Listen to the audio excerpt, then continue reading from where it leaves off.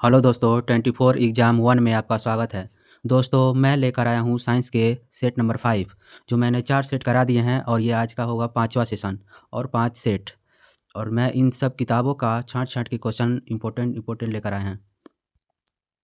तो आप वीडियो के लास्ट तक बने रहिएगा। ठीक, तो चलिए हम लोग मोटिवेशन के साथ स्टार्ट करते हैं। जीवन में मौके तो सभी को मिलते हैं, जीवन में मौके तो सभी को मिलते हैं, लेकिन सफलता केवल कड़ी मेहनत वालों को ही प्राप्त होती है। तो चलिए अब क्वेश्चन से स्टार्ट करते हैं।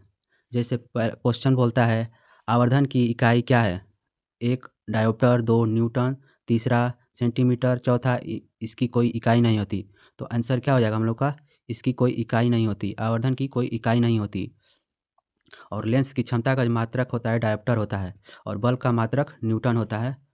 ठीक, जैसे मैंने बताया यहाँ पर लेंस की क्षमता का ऐसा मात्रक डायोप्टर, बल का मात्रक न्यूटन और 1 मीटर में क्या 100 सेंटीमीटर होते हैं। ठीक, तो अगला क्वेश्चन देखते हैं। क्वेश्चन कहता है अवक्षेपण अभिक्रिया तब होती है जब जलीय विलयन में पाए जाने वाले एक अभिकारक का धनायन और दूसरे अभिकारक का ऋणायन मिलकर डैश बनाते हैं। तो पहला है ऑप्शन ए अघुलनशील ठोस, दूसरा है एक अघुलनशील आयनिक ठोस, तीसरा है एक अघुलनशील घुलनशील अम्ल, चौथा है एक घुलनशील आयनिक ठोस। तो हम लोग का आंसर क्या हो जाएगा? एक अघुलनशील आयनिक ठोस मिलकर अवक्षेप बनाते हैं। देखते हैं अब इससे कुछ रिलेटेड तथ्य। जैसे जब दो विलयनों को मिलाने पर अघुलनशील उत्पाद बनता है तो इसे अवक्षेप अभिक्रिया कहते हैं। इस अभिक्रिया में बनने वाले अघुलनशील उत्पाद को अवक्षेप कहते हैं। जो अभिक्रिया में अघुलनशील उत्पाद होते हैं उसे अवक्षेप कहते हैं। अवक्षेपण अभिक्रिया एक तरह की रासायनिक प्रतिक्रिया है जो जलीय घोल में होती है। इसमें दो आयन एक साथ मिलकर अघुलनशील लवण बनाते हैं। ठीक है, अवक्षेपण अभिक्रिया एक एकल विस्थापन अभिक्रिया या द्विविस्थापन अभिक्रिया हो सकती है। तो अवक्षेपण अभिक्रिया एकल और द्विविस्थापन अभिक्रिया हो सकती है।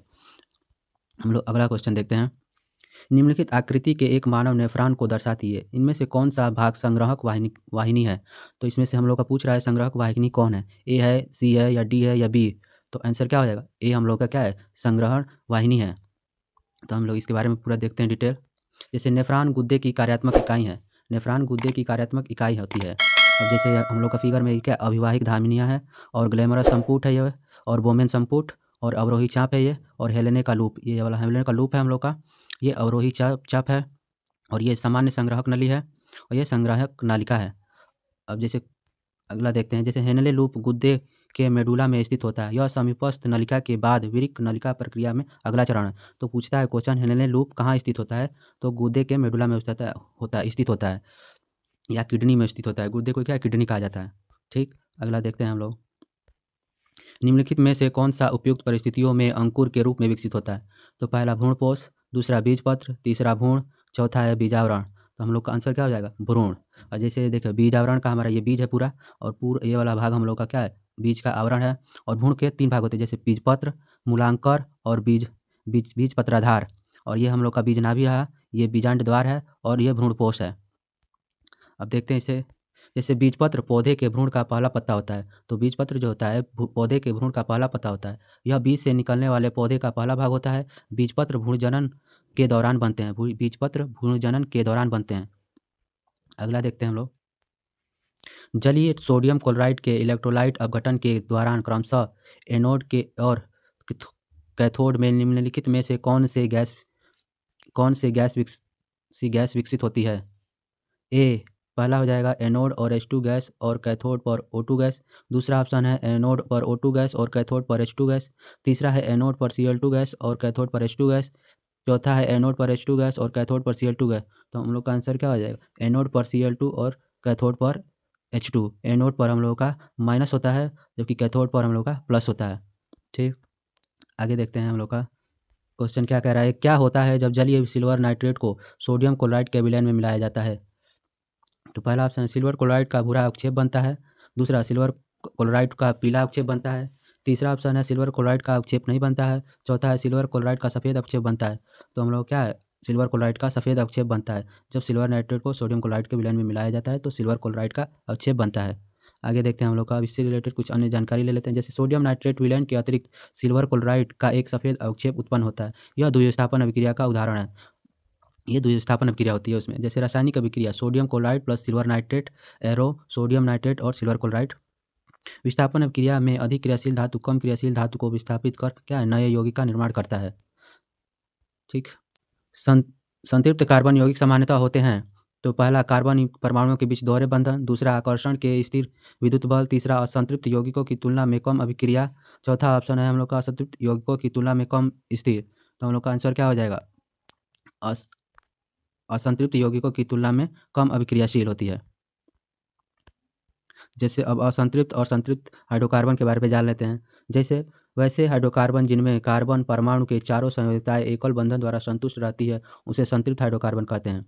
असंतृप्त हाइड्रोकार्बन वैसे हाइड्रोकार्बन जिनमें दो कार्बन परमाणुओं के बीच द्विबंध या त्रिबंध होते हैं, उसे असंतृप्त हाइड्रोकार्बन कहते हैं।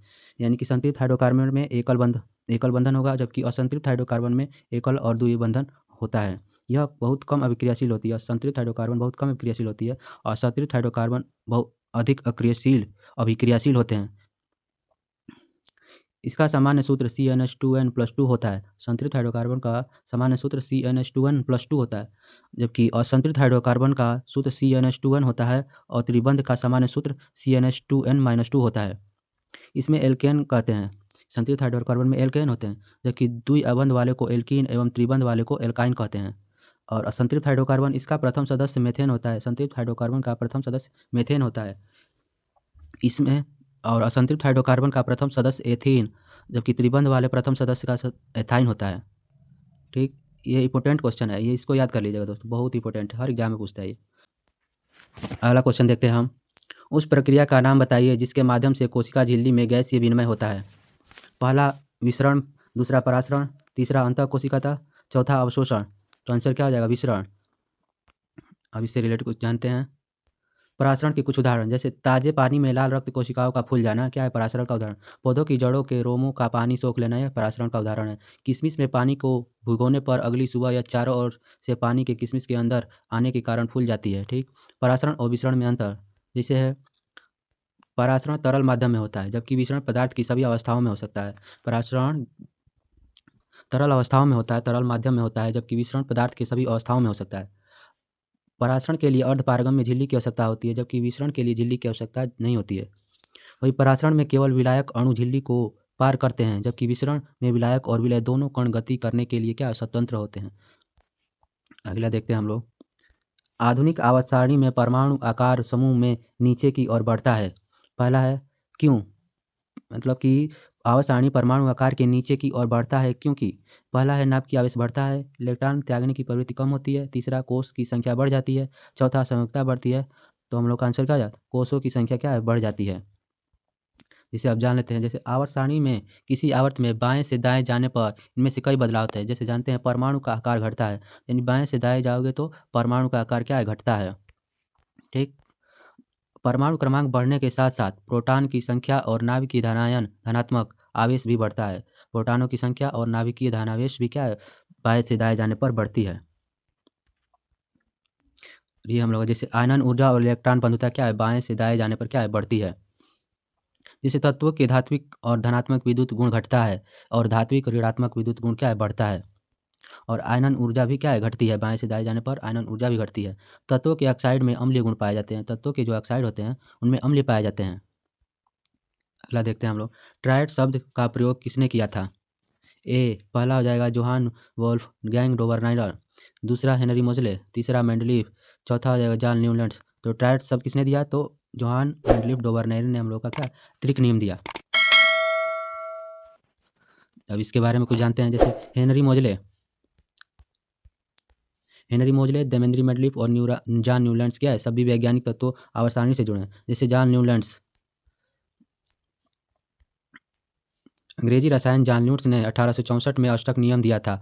उन्होंने देखा कि जब तत्वों को परमाणु भार के हिसाब में व्यवस्थित किया जाता है तो समान गुणों वाले हर तत्व 8वें तत्व पर आते हैं। उन्होंने इस पैटर्न की तुलना संगीत के अष्टक से की थी। हालांकि न्यूलैंड्स की तालिका को व्यापक स्वीकृति नहीं मिली थी। ठीक है दोस्तों, अब देखते हैं देवेंद्री मेंडलीफ ने क्या कहा। रूसी वैज्ञानिक, तो देवेंद्री मेंडलीफ क्या थे? तो रूस के वैज्ञानिक थे। मेंडलीफ ने 1869 में आवर्त सारणी का आविष्कार किया था। मेंडलीफ के मुताबिक जब परमाणु तो भार के हिसाब से व्यवस्थित किया तो समान गुणों वाले तत्व एक निश्चित अंतराल के बाद आते हैं। अब हेनरी मोजले ने क्या कहा? हेनरी मोजले ने परमाणु क्रमांक के आधार पर आधुनिक आवर्त नियम दिया था। उनके मुताबिक जब तत्वों को परमाणु क्रमांक के हिसाब से व्यवस्थित किया जाता है तो समान गुणों वाले तत्व का निश्चित अंतराल के बाद आते हैं। ठीक है दोस्तों, अब अगला क्वेश्चन देखते हैं। डीसी और एसी जनरेटर के बीच सबसे आवश्यक अंतर क्या है? जिससे डीसी जनरेटर द्वारा ही उच्च वोल्टता उत्पन्न किए जाते हैं। दूसरा, केवल एसी जनरेटर द्वारा उच्च वोल्टता उत्पन्न किए जाते हैं। तीसरा, डीसी जनरेटर में अस्थायी चुंबक होता है और एसी में विद्युत चुंबक होता है। चौथा, डीसी जनरेटर एक कंप्यूटेटर का उपयोग करता है और एसी जनरेटर स्लिप रिंग को उपयोग करता है। तो आंसर क्या हो जाएगा? चौथा, डीसी जनरेटर एक कंप्यूटेटर का उपयोग करता है और एसी जनरेटर स्लिप रिंग को उपयोग करता है। अब इससे कुछ जान लेते हैं फैक्ट। जैसे धारा की दिशा, एसी में धारा नियमित अंतराल पर आगे पीछे चलती रहती है, जबकि डीसी में धारा केवल एक ही दिशा में प्रवाहित होती है। अगर वीडियो थोड़ी भी अच्छी लग रही हो तो एक लाइक ज़रूर कीजिएगा दोस्तों। जिससे उपयोग एसी का इस्तेमाल घरों में होता है, जबकि डीसी का इस्तेमाल कारों वगैरह में होता है। अगला क्वेश्चन देखते हैं, जैसे है HIV एड्स के विषाणु किसके हस्तांतरण नहीं हो सकता है? तो लैंगिक संपर्क से पहला, दूसरा स्तनपान से, तीसरा हाथ मिलाने से, चौथा रक्त आदान से। तो HIV एड्स क्या है? हम लोग का हाथ मिलाने से नहीं फैलता है। इससे जानते हैं कुछ फैक्ट्स। जैसे HIV फैलाने के कुछ तरीके हैं, जैसे नशीली दवाइयों और सुइयों का साझा करने से क्या HIV फैलता है? संक्रमित व्यक्ति के रक्त के संपर्क में आने से जैसे कि टैटू बनवाना, गंदे सुई, रेजर या टूथब्रश से साझा करना क्या है? HIV फैल जाता है। गर्भावस्था या प्रसव या स्तनपान के दौरान माँ से बच्चे को, इसके द्वारा भी HIV फैलता है। रक्तदान करना या रक्त आदान प्रदान करना, आदान प्राप्त करना। HIV पसीने, मूत्र या लार के जरिए नहीं फैलता है। HIV पसीने, मूत्र या लार के जरिए नहीं फैलता है। HIV जो है पसीने, मूत्र या लार के जरिए नहीं फैलता। साथ खाने पीने, छूने, हाथ मिलाने या चूमने से HIV नहीं फैलता है। HIV हवा या कीड़े के काटने से भी नहीं फैलता है। ठीक, अब अगला देखते हैं क्वेश्चन। बेकिंग पाउडर को गर्म करने पर इनमें से क्या बनता है? पहला है कार्बन डाइऑक्साइड और सोडियम कार्बोनेट का उत्पाद होता है। दूसरा, कार्बन मोनोऑक्साइड और सोडियम कार्बोनेट का उत्पादन होता है। तीसरा हो जाएगा टार्टरिक अम्ल के कार्बन डाइऑक्साइड तथा सोडियम लवण बनते हैं। चौथा, टार्टरिक अम्ल के कार्बन मोनोऑक्साइड तथा सोडियम लवण बनते हैं। तो आंसर क्या हो जाएगा हम लोग का? आंसर हो जाएगा पहला, कार्बन डाइऑक्साइड और सोडियम कार्बोनेट का उत्पाद होता है। देखते हैं अब इससे रिलेटेड क्वेश्चन। जैसे बेकिंग पाउडर को गर्म करने पर कार्बन डाइऑक्साइड और गैस और सोडियम कार्बोनेट बनता है। सोडियम कार्बोनेट का उपयोग, जैसे इसका इस्तेमाल इन कामों में किया जाता है। पेंट के एसिड कम करने के लिए एंटासिड और के तौर पर इस्तेमाल किया जाता है। खाना पकाने और सफाई में इस्तेमाल किया जाता है। जैसे गंध को ख़त्म करने के लिए इस्तेमाल किया जाता है। अस्थायी अग्निशामक के तौर पर इस्तेमाल किया जाता है। बेकिंग पाउडर बनाने में इस्तेमाल किया जाता है। हम सोडियम कार्बोनेट का उपयोग देखते, इसका इस्तेमाल इन कामों में किया जाता है। जैसे कांच निर्माण में भी इस्तेमाल किया जाता है। और सोडियम ऑक्साइड का एक स्रोत है सोडियम कार्बोनेट। बोतल और खिड़की का ग्लास बनाने में इस्तेमाल किया जाता है सोडियम कार्बोनेट का। अगला देखते हैं हम लोग, निम्नलिखित में से कौन सा अंग केवल पादप में उपस्थित होता है? तो एक लाइसोसोम, दूसरा लवक, तीसरा माइटोकॉन्ड्रिया, चौथा रिक्तिकाएँ। तो हम लोग का आंसर क्या हो जाएगा? लवक। केवल पादप कोशिका में उपस्थित होते हैं। जैसे हरित लवक का अनुभागीय दृश्य हमने दिखाया गया है। जैसे ये थाइलेकोइड है, पीठिका पट्टलिका है, भीतरी झिल्ली, ये बाह्य झिल्ली है, और ये ग्रेनम है हम लोग का। जैसे अब देखिए, लाइसोसोम को कोशिका का आत्मघाती थैला भी कहा जाता है। तो लाइसोसोम को क्या आत्मघाती थैला कहा? तो लाइसोसोम को कोशिका का आत्मघाती थैला कहा जाता है। लाइसोसोम की खोज क्रिश्चियन डी डूबे ने साल 1958 में की थी। लवक और पौधे और शैवाल की कोशिकाओं में पाए जाने वाले कोशिका अंगक होते हैं। लवक कोशिका द्रव में पाए जाते हैं और इनमें पौधों के लिए जरूरी रसायन बनाते हैं। लवक जो है गोल या अंडाकार आकृति के होते हैं। लवक दोहरी झिल्ली में घिरे होते हैं। लवक में कोशिका भित्ति नहीं पाई जाती है। तो लवक में कोशिका भित्ति नहीं पाई जाती है। लवक दोहरी झिल्ली में बने होते हैं। लवक गोल या अंडाकार आकृति में होते हैं। तो ये सब क्वेश्चन पूछते हैं दोस्तों, इन सबको याद करिएगा, देखते चलिएगा आप। और सेशन अच्छा लगा हो तो एक लाइक जरूर कीजिएगा दोस्तों। अब देखते हैं अगला क्वेश्चन। अस्थि कोशिकाएं एक कठोर मैट्रिक्स में सन्निहित होती है जो निम्न में से बना होता है। पहला, फास्फोरस और पोटेशियम, दूसरा फ्लोराइड और कैल्शियम, तीसरा पोटेशियम और कैल्शियम, चौथा कैल्शियम और फास्फोरस। तो हम लोग का अस्थि कोशिकाएं कैल्शियम और फास्फोरस की बनी होती है। जैसे अब जान लेते हैं उपास्थि और अस्थि में अंतर। जैसे उपास्थि लचीली एवं कोमल होती है, जबकि अस्थि दृढ़, मजबूत एवं कठोर होती है। मैट्रिक्स की रिक्तिकाओं में से एक कोशिकाएं होती है। मैट्रिक्स की रिक्तिकाओं में केवल एक ही कोशिका होती है। मैट्रिक्स के कैंड्रिन नामक प्रोटीन पाई जाती है। उपास्थि में कैंड्रिन नामक प्रोटीन पाई जाती है। मैट्रिक्स में ओजोन नामक प्रोटीन पाई जाती है। उपास्थि कोशिकाओं की संख्या उनके विभाजन से बढ़ती है, जबकि अस्थि कोशिकाओं की संख्या ऑस्टियोब्लास्ट के विभाजन से बढ़ती है। पांचवा है हम लोग, उपास्थि में लाल रक्त कणिकाओं का निर्माण होता है। उपास्थि में लाल रक्त कणिकाओं का निर्माण होता है और अस्थि में लाल रक्त कणिकाओं का निर्माण होता है। अगला देखते हैं हम लोग, क्वेश्चन है आकाश नीला क्यों दिखाई देता है? पहला है निम्न तरंगदैर्ध्य के प्रकाश के प्रकीर्णन के कारण। दूसरा है तरंगदैर्ध्य के प्रकाश के विक्षेपण के कारण।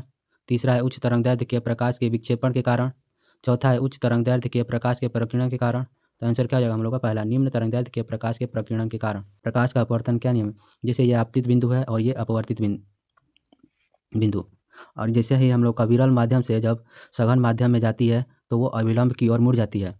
वही जब सघन माध्यम में होगा आपतित किरण और अपवर्तित किरण जब विरल माध्यम में जाती है सघन से विरल में, तो वो अविलंब से क्या है, दूर हट जाती है। तो इसको याद कर लीजिएगा दोस्तों, ये भी इम्पोर्टेंट है। जैसे आपतित किरण जाएगी विरल से सघन में तो अविलंब की ओर मुड़ जाएगी, जबकि आपतित किरण जब सघन से विरल में जाएगी तो अविलंब से दूर हट जाती है। अब अगला देखते हैं, मशरूम क्या है? एक पहला कवक, दूसरा पौधा, तीसरा पशु, चौथा जीवाणु। तो हम लोग का आंसर क्या हो जाएगा? मशरूम एक प्रकार का क्या है? कवक है। तो इससे जानते हैं कुछ रिलेटेड। जैसे 5 जगत वर्गीकरण है, 5 जगत वर्गीकरण में मोनेरा, प्रोटिस्टा, फंगी, प्लांटी और एल्युमिनिया। तो 5 जगत वर्गीकरण की शुरुआत R.H. विटेकर ने साल 1969 में की थी। मशरूम कवक जगत से संबंधित है। मशरूम क्या है? कवक जगत से संबंधित होता है। कवक जगत में आने वाले जीवों के कुछ उदाहरण रहे, देखिए खमीर, जंग, स्मॉट, फफूंदी, मोल्ड क्या है? कवक के क्या उदाहरण है। अगर सेशन अच्छा लगा हो तो एक लाइक जरूर कीजिएगा दोस्तों। ऐसे ही साइंस के इंपॉर्टेंट क्वेश्चन पाने के लिए हमारे चैनल को सब्सक्राइब करना ना भूलें। थैंक यू दोस्तों, मिलेंगे नेक्स्ट वीडियो में। धन्यवाद।